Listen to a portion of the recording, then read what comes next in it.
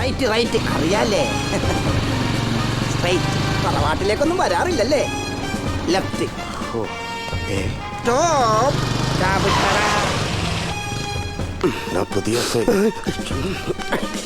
എന്നെ ചവിട്ടണം, മറിക്കണം.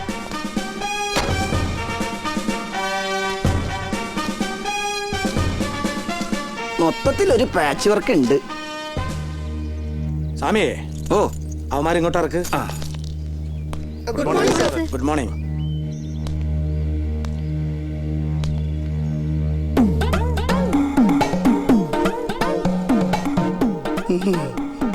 എന്താടോ തന്റെ പേര്? ഇന്ദ്രൻ. അതുകൊണ്ടായിരിക്കും കർണാഭരണവും മെതിയടിയൊക്കെ അണിഞ്ഞു നിൽക്കുന്നത്. ഇത് ദേവലോകല്ല, പോലീസ് സ്റ്റേഷനാ. മനസ്സിലായോ? മനസ്സിലായി സാർ. എന്ത് മനസ്സിലായി? ദേവലോകമല്ലെന്ന് മനസ്സിലായി. അപ്പൊ പോലീസ് സ്റ്റേഷൻ ഇപ്പോഴും മനസ്സിലായില്ല അല്ലേ? ഉവ്വ സാർ. ഊവണം, അല്ലെങ്കിലോ? ആ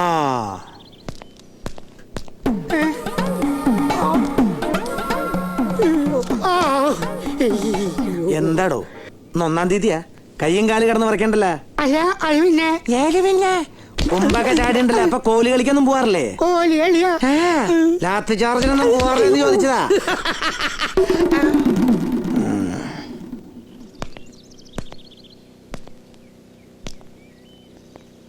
എന്തൊക്കെയുണ്ട് ഈനാശേട്ടാ, സുഖല്ലേ?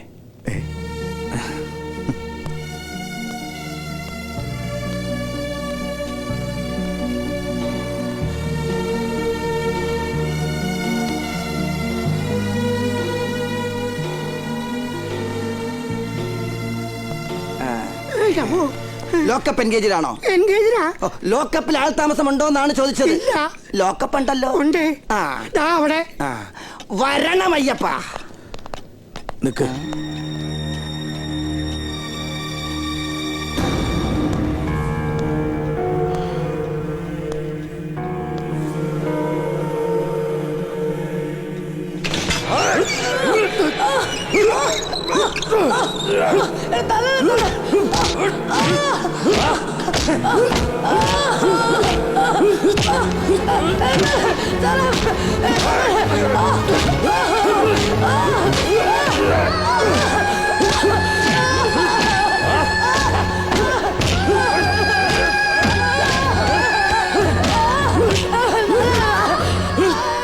അമരക്കാടൻ പത്രോസിന്റെ അരുമ സന്തതിക്ക് അപ്പനോട് സഹതാപം. പിന്നെ ഞാൻ അപ്പനെ തല്ലാൻ വന്ന പോലീസുകാരെ തടയും. അല്ലടാ പന്നിന്റെ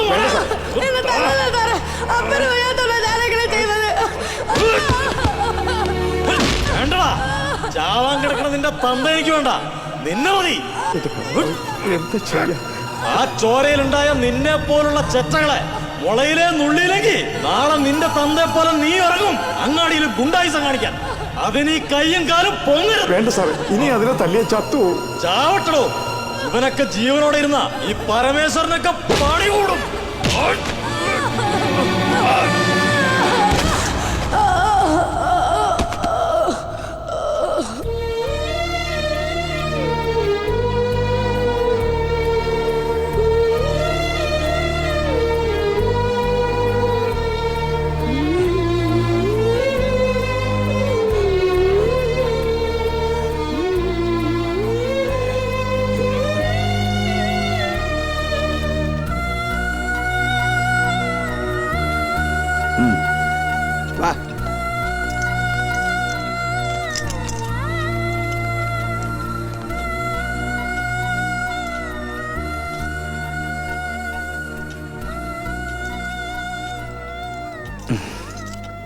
എന്തേ നാശോട്ടാ ഇങ്ങനെ നോക്കണത്? അല്ല, എവിടെയോ കണ്ടതുപോലെ. എവിടെയോ അല്ല, ഇവിടൊക്കെ തന്നെയാ.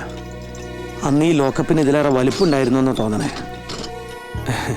ഉണ്ടായുസം കൊണ്ട് നാട്ടുകാരെ വിറപ്പിച്ച് ജീവിച്ച അപ്പൻ അവസാനം ഭൂമിക്ക് ഭാരമായി കിടന്നപ്പോ ആ അപ്പന് പകരക്കാരനായി പോലീസിന്റെ തല്ലുകൊള്ളാൻ ഒന്നല്ല പലതവണ കയറി വന്നിട്ടുണ്ട് ഞാൻ ഈ ലോക്കപ്പില്. പെരുമ്പാമ്പിനെ തല്ലണ പോലെ കൺമുമ്പിലിട്ട് തല്ലി ചതച്ചപ്പോ സഹതാപത്തിന്റെ ഒരിറ്റ് കണ്ണീര് കണ്ടത് അന്ന് ഈ മുഖത്താ. ഇനിയും പിടികിട്ടിയില്ലേ? ഈ നാട്ടുകാർക്ക് അങ്ങനെ അങ്ങോട്ട് മറക്കാൻ പറ്റാത്ത പേരാ അത്. ഈനാശേട്ടന് ഓർമ്മയുണ്ടാവും, അമരക്കാടൻ പത്രോസ്. ആ പത്രോസിന്റെ മോനാ ഞാൻ, ജോൺസൺ.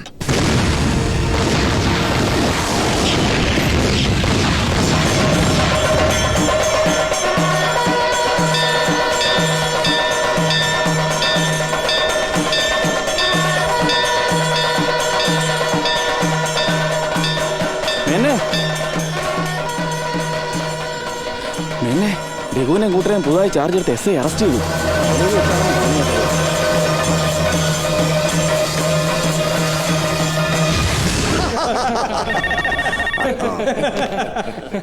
ആ എന്ത്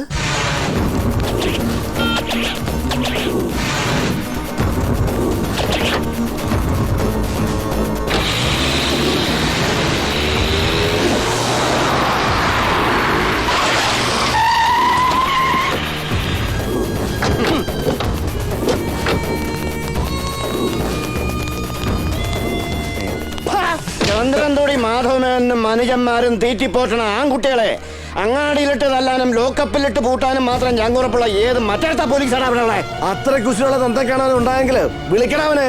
മേനോമാരെല്ലാരും കൂടി എന്നോട് ബലം പിടിച്ചിട്ട് ഒരു കാര്യമില്ല. വിളിക്കാൻ ആളിപ്പോ സ്ഥലത്തില്ല. പിന്നെ ഉശിരുള്ള തന്തക്കാണോ മൂപ്പര് പറഞ്ഞതെന്ന് ചോദിച്ചാ ആണെന്ന് പറയുന്നതാവും ശരി.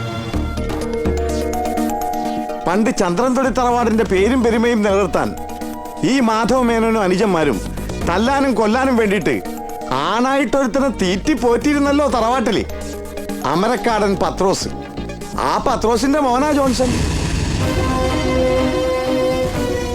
കാര്യം പത്രോസ് ഒരു താന്തോന്നിയായിരുന്നെങ്കിലും ഈ ആങ്ങളമാർക്ക് ആകെ ഉണ്ടായിരുന്നൊരു പുന്നാര പെങ്ങള് അവനോടൊപ്പം പൊറുക്കാന്ന് തീരുമാനിച്ചപ്പോഴാണല്ലോ രണ്ടിനെ ആട്ടി ഇറക്കി പടിയടച്ച് പിണ്ടം വെച്ചത്. പിന്നെ അവിടെ നിന്ന് അങ്ങോട്ട് ഗുണ്ടായിസം വേണ്ടാന്ന് വെച്ച് നല്ല കോലത്തിൽ ജീവിക്കാന്ന് പത്രോസ് തീരുമാനിച്ചപ്പോ ആ കൈയും കാലും തല്ലി ഓടിച്ച് അതുങ്ങളെ വേണ്ടതുപോലെ നരയിപ്പിക്കുകയും ചെയ്തില്ലേ? ആ ചോരയിലുണ്ടായ സന്തതിയാവുമ്പോ ഉശിരിന് കുറവുണ്ടാവുമെന്നെ.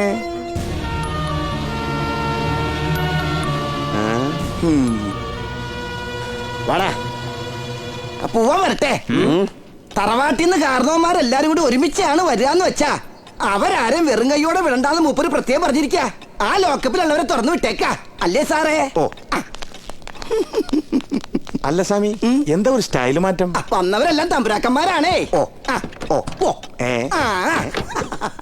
പോയോ?